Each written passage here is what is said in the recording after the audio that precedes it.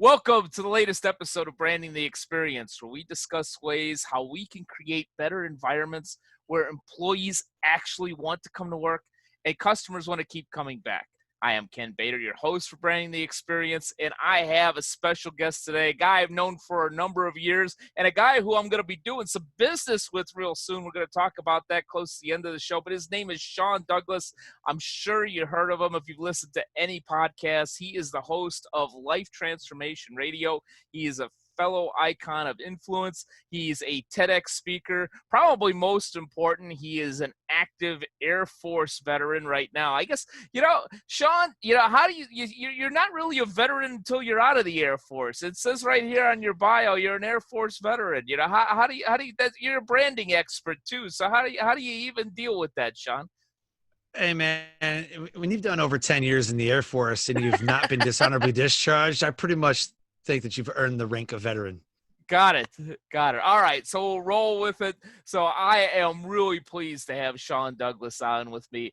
We're going to talk about branding. We're going to talk about podcasting, and we'll probably even talk about some stuff we didn't even know we were going to talk about because that's just how we are. So, Sean, welcome to the show, man. Glad to have you. Thanks, buddy. Thanks for having me, man. I'm super pumped to be on the show. I've listened to the show many times, and you have really amazing guests and really great conversations. So I'm honored to be a part of one. Thanks, man. I'm honored to have you, man. You're definitely although I've got a number of shows, you're a veteran of this, going back many more years than I am, or I have, so it's really, really exciting to have you on here. We've had a ton of conversations off the record button on branding. And they've been a lot of fun because we're always talking about the different aspects of brand theory, and we're always on the same page. From that standpoint, we're here in 2020 and things are messed up. And whether you call it, reinvention or pivot or the best word because you're a resilience guy, creating a resilient brand, how can you be a resilient brand? How can your business be resilient through all of this chaos? You ever seen the guys who come on social media and they're like, hey, COVID-19 proof your business today with a low price of $27.95. Recession proof your business. I can't believe what's happened in this day and age with real estate and the stock market crashing. Man, you need to recession-proof your business. Recession-proof your business for the low price of $29.95, or just get my guide for $47. So that's all I need to do? First of all, if there's a recession and people can't pay their bills, I don't know how you expect for somebody to buy your program about recession-proofing your business in a recession when nobody has money in the recession. So I think you're a little late. Nice try, though. What I say is if you're going to recession-proof your business, if you're going to COVID-19 and pandemic-proof your business, that is like day zero. You have an idea. You want to brand it. You want to create, launch, and monetize it. You need to have that day zero. Plan for failure, day zero. If this happens, what do I do? If a pandemic happens, because we've already experienced what will happen, what do I do? How do I pivot? What could I do? In the pandemic or now, because it happened back in March and it's like a couple months, a few months later now. Now you look at it and go, well, I could have done that and I could have done this. Now, man, I really should have done that. It's a little late to recession-proof your business while you're in or through the recession. Because the damage has already been done. You're already done. You're already toast. So if you haven't done that, you just shut it down and you go to unemployment. Well, I'm not saying that, but yeah, that is, hey, that's a possibility for somebody. Mm-hmm. I've known some amazing entrepreneurs. I mean, really smart branders, marketers, all that stuff. And I'm not even kidding. I've watched them be like, you know what? I don't feel like doing this anymore. And the people I looked up to, I'm like, man, you're an amazing entrepreneur. You're making so much money. And then they go, this isn't worth it to me. And they went and got a job. They quit. Not for like bad reasons because they sucked. It's just they had enough. They don't want to do it anymore, right? They're stressed out. Their kids never see them, or maybe they're like speakers, like they're always on the road. Hmm. but this has really tested people's limits. Yeah. Like, I don't know about you, but I mean, I've thrived in the pandemic and recession type stuff because everybody is doing the online thing. Everybody went to online, schools online, podcasts, virtual, Netflix. I mean, if you look at Netflix stock, man, it soared. Yeah. Zoom stock soared. I own stock in Slack, soared. Hmm. All of the online tech soared. And then they found out, wow, Zoom really sucks right now because like 1 million people are on it at the Yep. same time. We need more bandwidth, right? So all these like problems started coming up. You cannot go into the problem and go, crap, what do I do now? You have to think of the stuff. And that's how you build a resilient brand. Is number one, you think of in a recession, what will I do to stay afloat? You can't have 10K months back to back to back, and then 1 month hits 3K and your business folds. I mean, come on. So are we looking at overhead? Are we looking at, cost to do business? Are we looking at your pipeline, how you get clients? This holding your fingers and crossing your fingers, like that's not a strategy. So how do you build a resilient brand? By day 0 of launching a business, you have already built into your business plan what will happen if your business was to fail and why it would fail. What are the barriers that will prevent you from having success? And yes, you are a barrier. Just so you know, Oh, you are the sure. cause of why your company would fail, 100%. I, But I'm more talking about pandemics, recessions, competition, rivals. I've seen rival businesses destroy each other's businesses physically, mhm. socially, emotionally. You throw a brick through somebody's window because you don't like them, they're going to do something back to you. So just build it into your plan. Yeah, yeah. What you just said about 2 minutes ago, I want to hit on a little bit because I think it ties into resilience so well. And what I talk about in brand culture strategy alignment, sometimes it's the culture that screws up the brand. And Yep. from that Yep. standpoint, and you being the barrier, sometimes resilience, and I don't want to go necessarily just to the woo-woo base level mindset thing. Let's, Right. think positively and everything will be better. It's like, Oh my well, God, yeah, no. I'm a, That's I'm a, not even a strategy. yeah, I'm a restaurant and I can't get a parklet and I'm shut down. How being positive about that is gonna be, is gonna help me. But yeah, So I gratitude, yes. yeah, Gratitude, yes. yeah, because you Thinking talk a, positive, yes. yeah, Yes. yeah, just But yeah, it but is not a strategy. correct, correct.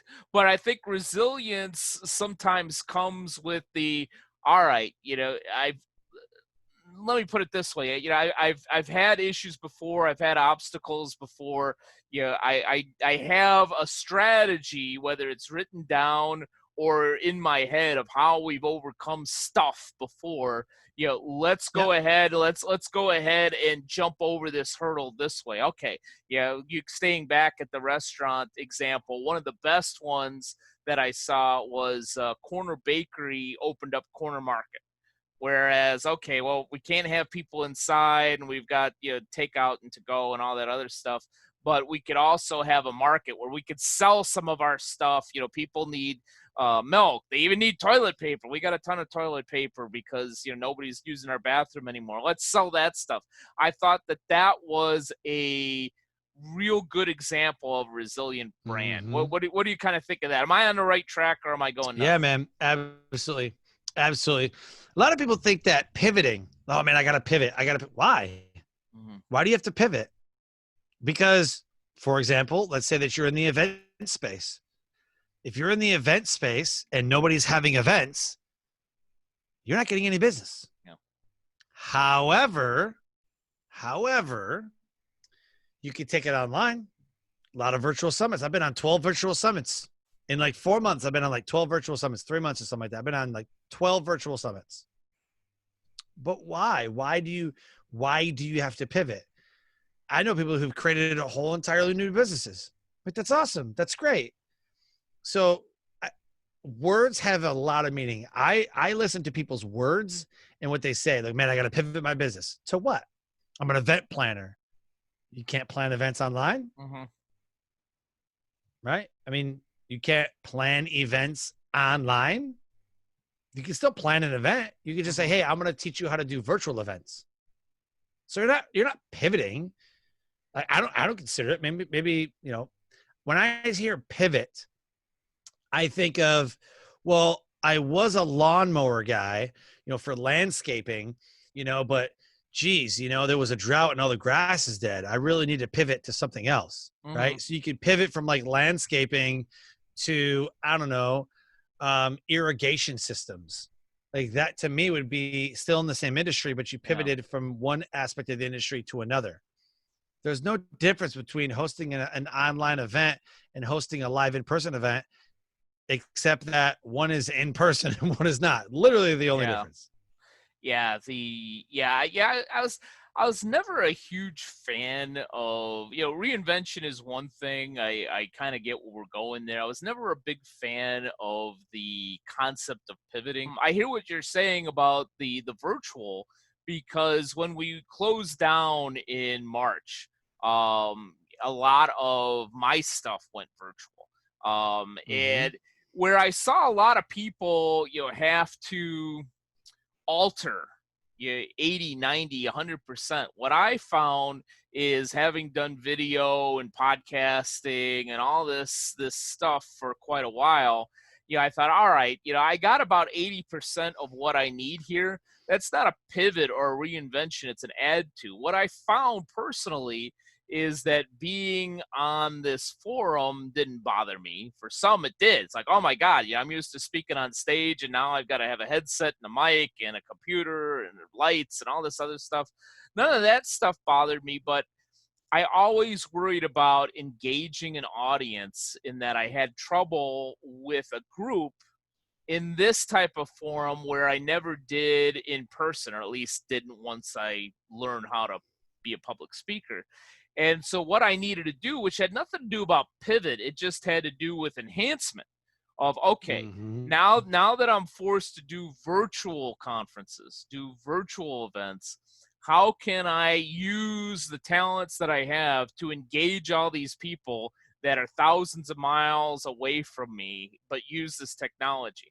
And I found, all right, certain exercises that I would do in person, you do transfer over to Zoom or WebEx or what have you. Others, not so much. So let's use what we can, and let's use some of those techniques to get them interested early, rather than, me just putting a PowerPoint on a screen and people are turning off their video, making believe like they're actually listening and actually doing something else.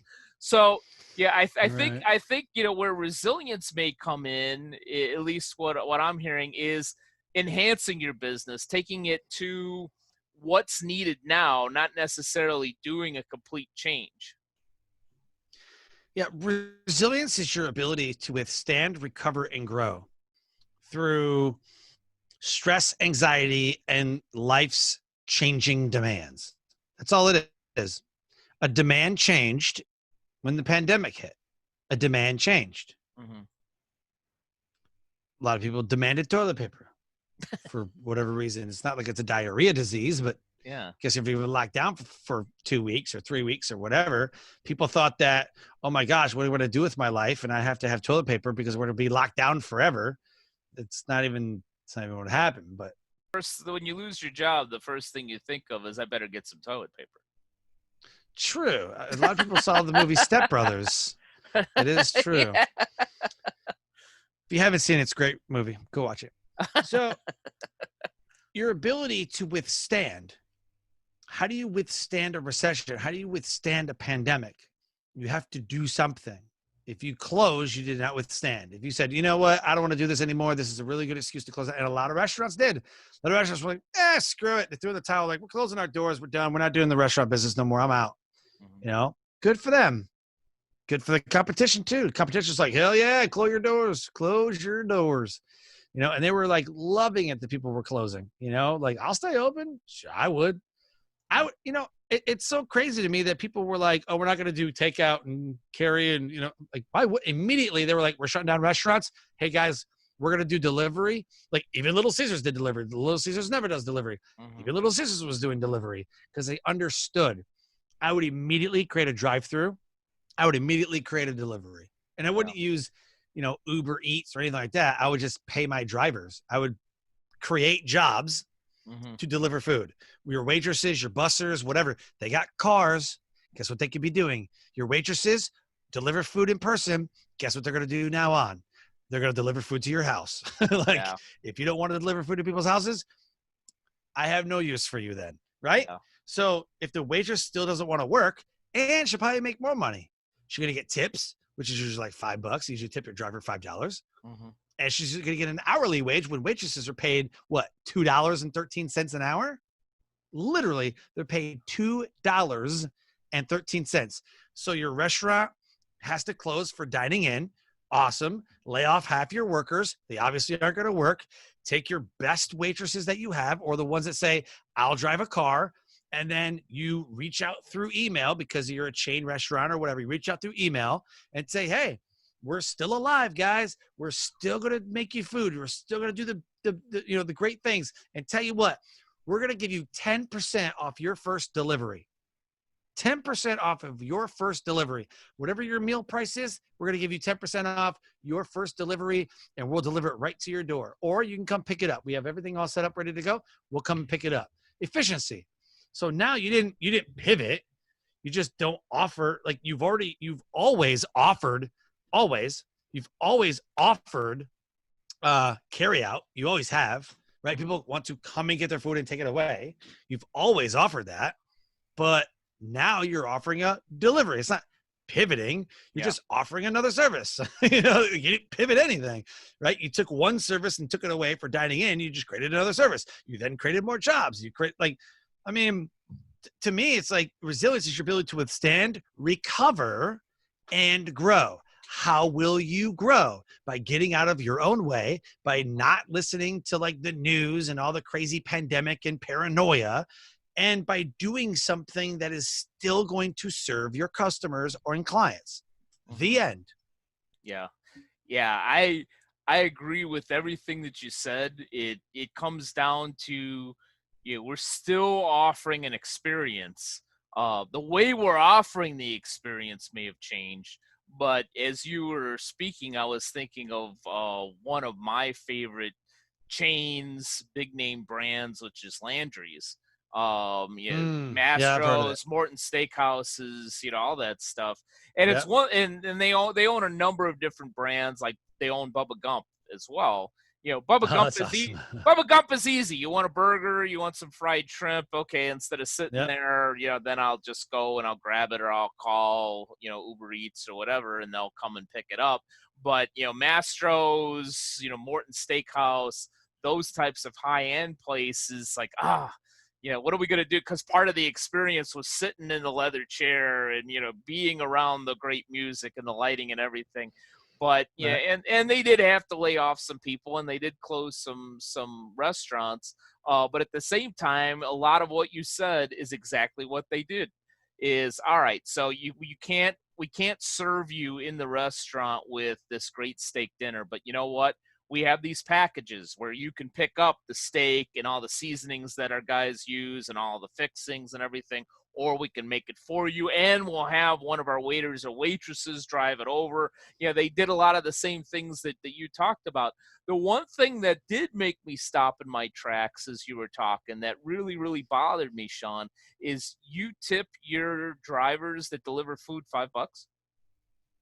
At a minimum. All right, that's better. I'm like, I'm in Canada. That must be a North Carolina thing. I'm tipping my guys like, $7, $8, $9 over here. Gas is more Oh, expensive in geez, $2 more. California. Oh, $2 more. I was gonna At call a you a cheap. minimum. I was gonna call you a cheap bastard, but you saved yourself there. I mean, at a minimum, I'm tipping my driver $5. Like when the Yeah, pizza guy comes, yeah, I try to give at least 15%, but anytime like a pizza guy, like Domino's guy or something comes by, like I'm always going to give him at least $5. Like I'm yeah, always going to.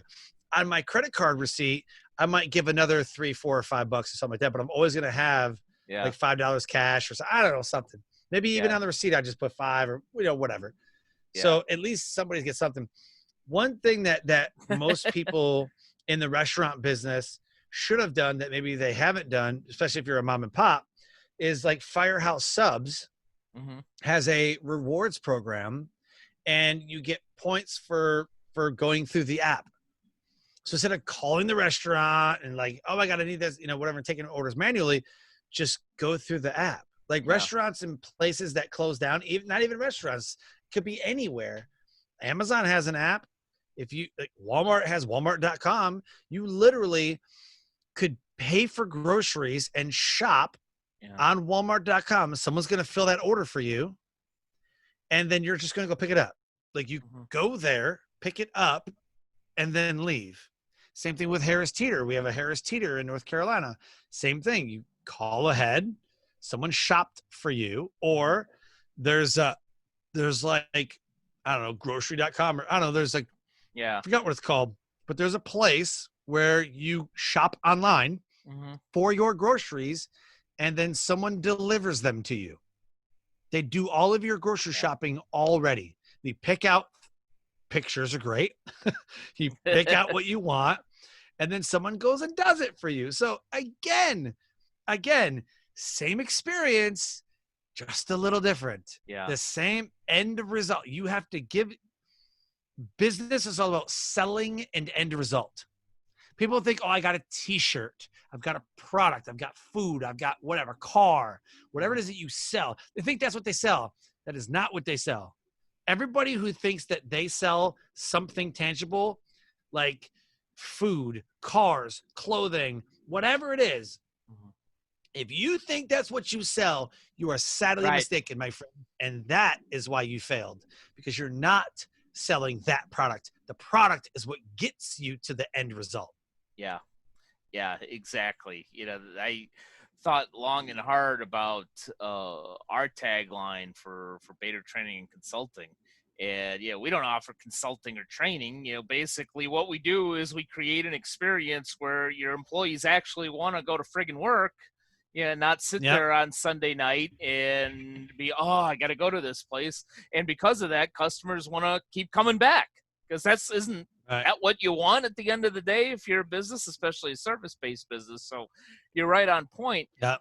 Going back to not only branding, but one of the things that we were talking a little bit about before I pressed the record button is in your business, you've launched podcasts for a number of people. Mm-hmm. And we've talked about how now in this really ridiculous time of 2020, people are always looking for a silver bullet. I remember, I think it was like 5 to 10 years ago, they looked for a silver bullet of like, well, let's be on Facebook and LinkedIn. Let's go to social media.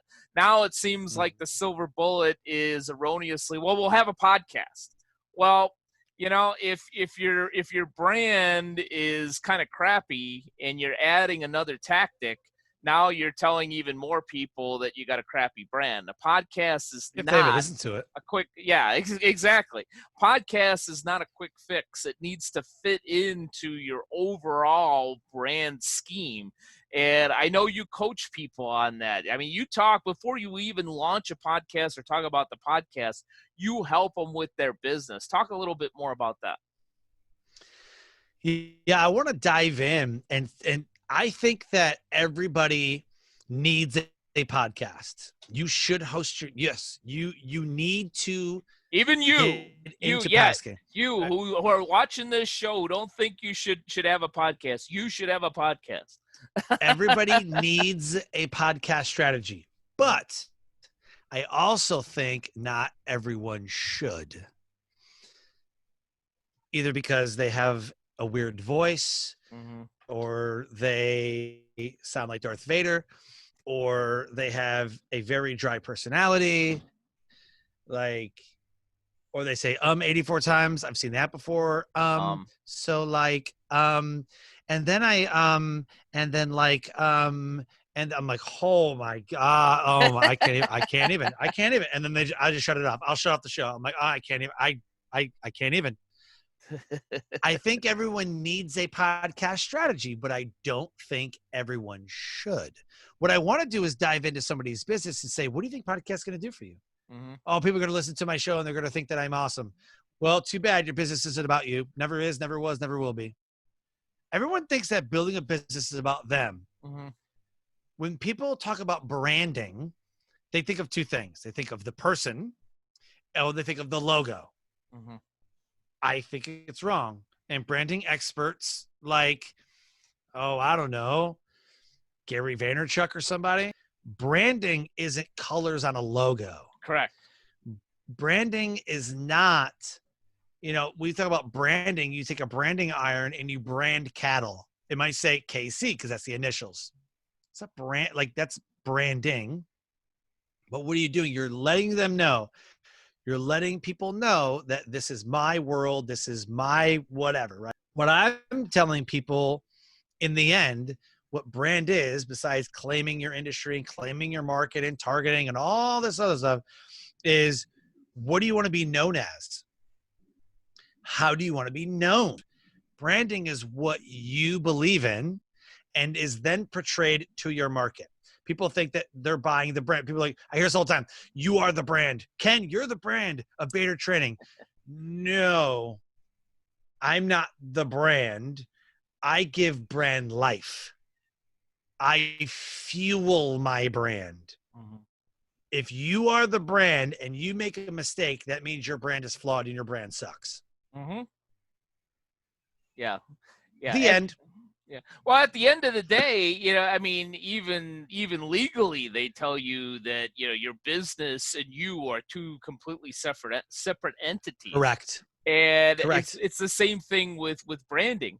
I mean, I'm not having the same conversation, with my neighbors on my porch that I'm having with you or anybody else that I would have on the show. Yeah, the business and more importantly, the brand of Bader Training and Consulting has its own life. I could die Yes. I could die tomorrow, and my wife could sell all of the content, the book, all that stuff from Bader Training and Consulting. And maybe somebody changes the name, maybe somebody says this was done by Bader Training and Consulting, it's now part of yada yada yada, whatever it is. All that stuff will live on and will still be of the same brand essence and have the same teachings and all that, even with me gone. So yeah, you are not the brand of your business. You contribute to the brand of your business, but you are not the brand of your business, even as a solopreneur.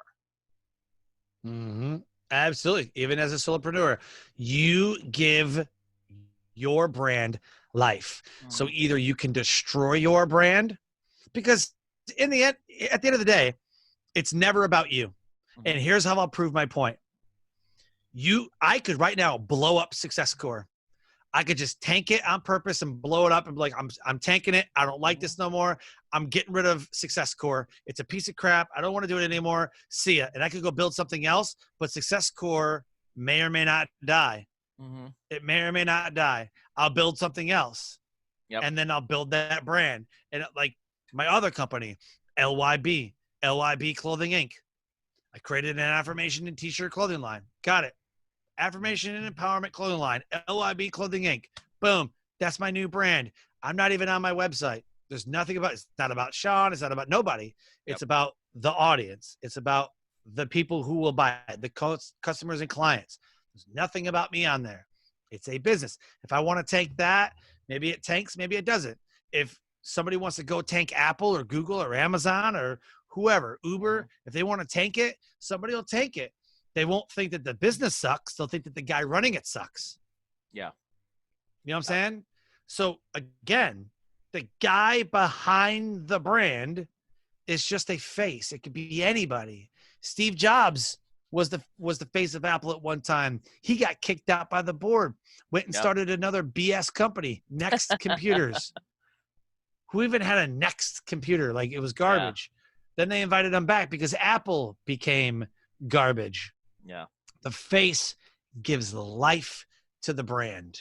The brand is its own thing. So stop worrying about logos. Stop worrying about, and what I love about the title of the show, Branding the Experience, that's what you sell. You sell an experience. You sell a result, period, the end. If you are a business owner and an entrepreneur, you sell a result. People who go and buy cars don't buy cars because it looks pretty. Most people middle-class people will buy a car because it's great fuel economy. The interest rates are low. And they might say Chevy has the best, whatever. They don't say, gee, Ken sold me this car and he's a swell guy and I can't believe that he doesn't sell more cars. Like, no, someone doesn't go find a salesman and say, I'm buying this car because of the salesman. I went to Toyota because I knew that the resale value for Toyotas are amazing. Is it an American company? Maybe not, but they do employ 86% of the workers in the Toyota factories are American. 86% at the time. This is a couple years ago. I don't know what it is now, but I researched it and it said 86% of Toyota's manufacturing is in the United States. I'm like, awesome. I'm sold. The guy at the sales place, he's like, you looking for this truck? I'm like, I totally want to buy a Tundra. I just don't know if this one's the right one. But I really want to look at one. He's like, yeah, you should buy this. I'm like, why do you think I should buy this? He's like, it towed the space shuttle. I'm out. I left. I'm out. So the manager called me. He's like, hey, what happened? I was like, your freaking sales guy tried to sell me a truck because it towed the space shuttle. Didn't tell me if it keep my family safe. Didn't tell me that it has this and this and this driver's side airbags, passenger side airbags, whatever. Didn't tell me about the towing package. Didn't tell me about the off-road package. Told me it towed the space shuttle.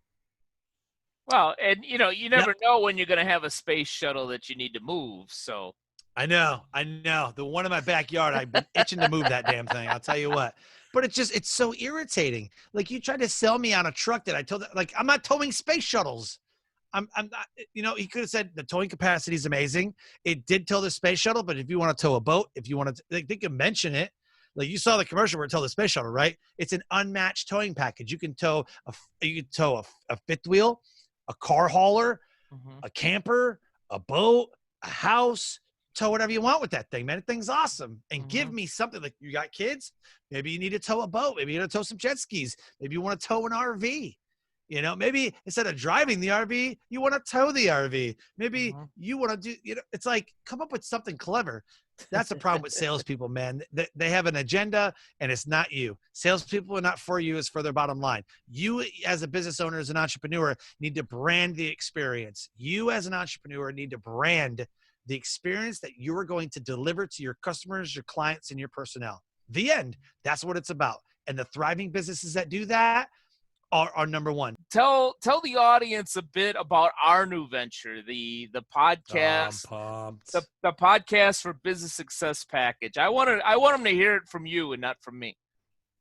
Look, man, podcasts are converting at 25 times more than any other medium besides email. Email converts at somewhere upwards between 40 and 400% or whatever the research is saying. Email is always going to win. However, podcasts right now are converting higher than 25 times higher than a live, an ad, doesn't matter, video.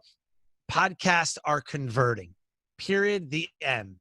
So what Ken and I decided to do was do the podcast for business success and create business podcasts for people. If you want to talk about some woo-woo and some yoga and some other stuff, it better have something to do with the business, and you better be selling something on that podcast. Sorry, we're not going to work with you if you don't. If you want to create, launch, and monetize a podcast, Ken and I are going to teach you how to do this. And what we do is we're going to harness the power of our past to launch your future. Ken and I have launched over 1,000 episodes of podcasts for ourselves, our clients. We've launched top-rated podcasts. We're both icons of influence in the new media space. I speak at PodFest, Outliers Podcast Festival, Indie PodCon, Podcast Movement. I mean, I've spoken at every single podcast event in the country, and I talk about creating an experience.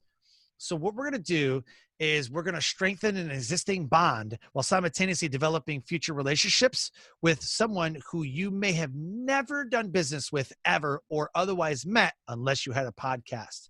So with that, we've hosted multiple shows through multiple channels on multiple platforms.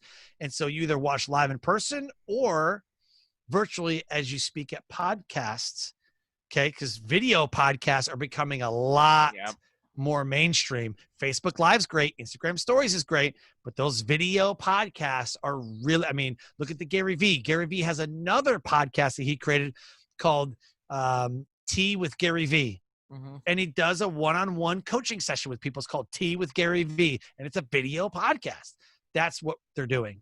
So not only are we going to teach the art of podcasting, but we will teach you exactly how to launch a top-rated podcast.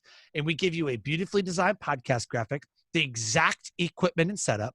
We create the marketing videos. The podcast and media interviews are set up, and we get you booked on other podcasts in the industry to market your show. And then Ken, just as an added bonus, is going to go and take you through his B+C+S strategy for business, revenue, and profit growth to show you exactly how to take that podcast from $0 to whatever dollars you want to make. And that strategy is to grow your brand, it deepens your positioning, and it increases your revenue. So if you want to launch your podcast with Ken and I, we work with you for a minimum of 6 weeks.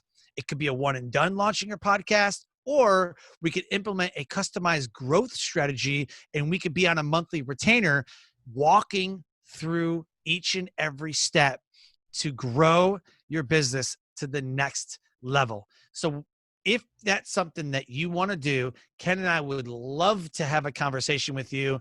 You get a hold of him, he's your host, get a hold of him, or you can get a hold of me. You can email me at Sean, SEAN, at the Success Core, CORPS, thesuccesscore.com.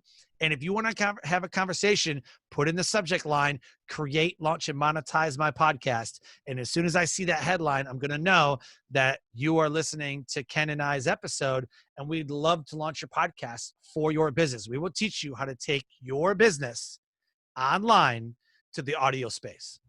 Now, see, this is why I wanted you to talk about this launch, because you're one of the few people I know that has more energy than I do. and people, and I don't even drink coffee. What is wrong? Yeah, and people tell me, it's like, wow, you're blowing me out of the room over here. But yeah, that was perfect. The only thing I'll add to that is what we talked about earlier in this show. Yeah, a lot of businesses, whether you're a solopreneur or a well-established business of hundreds of employees, think that podcasting is this quick fix. It's not a quick fix. It's not a silver bullet. Right. That's why we do this B+C+S formula, so that we look at the podcast not as just a podcast, which is important, but also how it fits into your whole brand culture and strategy alignment, so that when it's launched, people are like, oh, wow, so-and-so came out with a podcast, not a, well, what's this and how is this going to work? Where it's established to work for you from the very beginning. So, Sean, I'm excited about working with you. I've known you for years. I don't know why it took us so long to partner on something, but regardless of that, I'm glad we're doing it, man. Yeah, me too, man. And your book is absolutely phenomenal. And when I met you at New Media Summit, I was thumbing through the book and I was like, dude, and I read it the whole thing on the plane on the way back from California to North Carolina. I was like, dude, this is good. And dude, it's just an amazing strategy, man. So a lot of time, like let's give him an example. Sure. You could take any business. And I just immediately was thinking about K Jewelers and Tiffany's and things like that, right? So you could take any business. You could take the jewelry business. You could take, like, somebody and I were talking about doing a yoga podcast. You could literally take each episode and do it. This is the downward dog pose episode. Yeah. You could go into why it's called that, how to properly do it, what it does for you. You literally explain every single thing to them. Tesla could have a podcast. Hey, on this episode, we're going to talk about what we just launched into space and partnered with NASA for the first time, because NASA hated Tesla. They're like, oh my God, get out of here. Yeah. NASA and Tesla partnered together a couple weeks ago, and they did something historic. That should be an episode on a podcast. That Tesla should own the podcast. So the example given is K Jewelers could have a podcast. Hey guys, this month we're going to talk about this type of jewelry and why, even better, Valentine's Day. We're going to talk about how people come into the store and they splurge $10,000 on an engagement ring. Actually, as a matter of fact, we're going to save you some money. We're going to talk about the 3 ways that people waste money on an engagement ring in the month of November or February. In November, You can do it in November. It's Christmas gifts. Yeah. In the month of November, it's Christmas gifts. Hey guys, listen, Friday, everybody's going to go to Black Friday. Here's how to not get screwed on jewelry, right? Like can you imagine what would happen? One of the number 1 podcasts in the travel industry is a Disney podcast. You know what this guy does? This guy tells you exactly how to plan your entire vacation for under $1,000. Yep.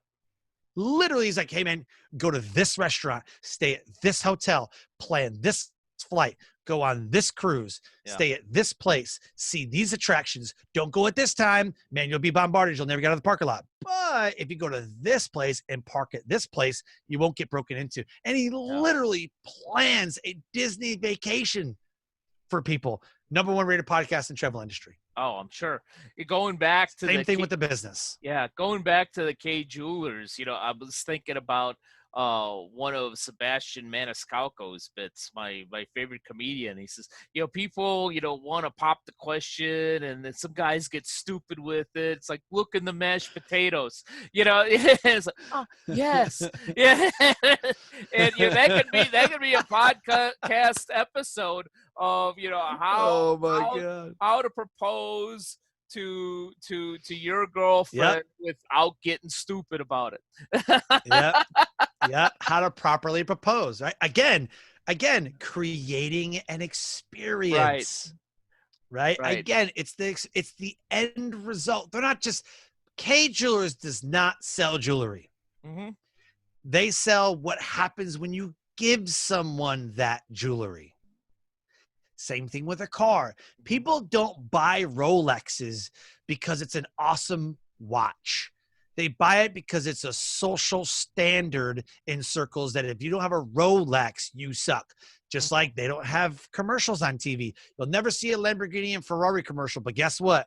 If you own a Lamborghini and Ferrari, you're a somebody. Yep. Because they created and branded the experience. Dude.